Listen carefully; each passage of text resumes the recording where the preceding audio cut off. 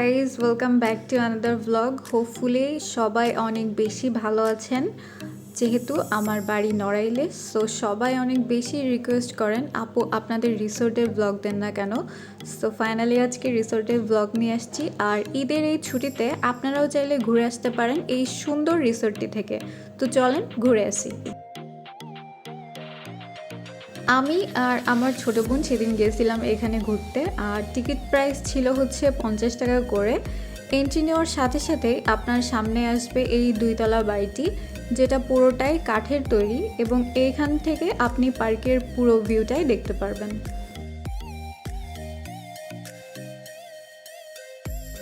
সামনের এই দিকটাতে আপনি পাবেন একটা রেস্টরুম আর এই সুন্দর এন্ট্রি গেটটা। দূর থেকে এসে আপনি চাইলে এখানে স্টেও করতে পারবেন এই কটেজগুলোতে। একদম নদী তীরবর্তী হওয়ায় এই রিসোর্টটার নাম হচ্ছে চিত্রা রিসোর্ট।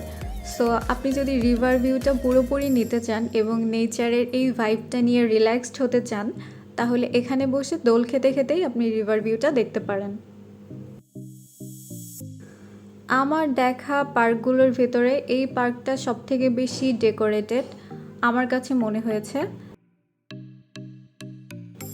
এবং এই আপনি যতক্ষণ পার্কে থাকবেন ততক্ষণই এইখানে একটা মিউজিক চলতে থাকে, যেটা আপনাকে কখনোই বোর হতে দিবে না।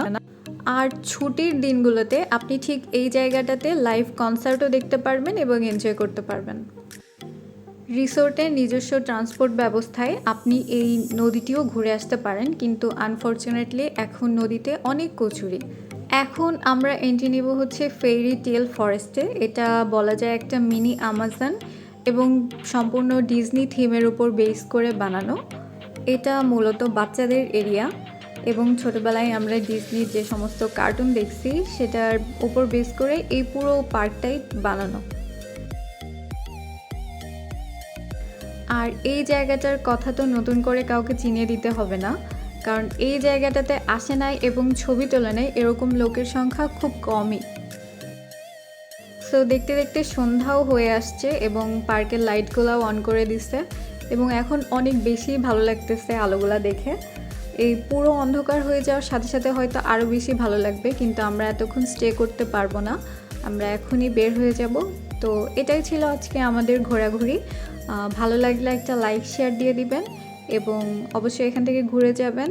সো সবাই ভালো থাকবেন, সুস্থ থাকবেন। Bye bye.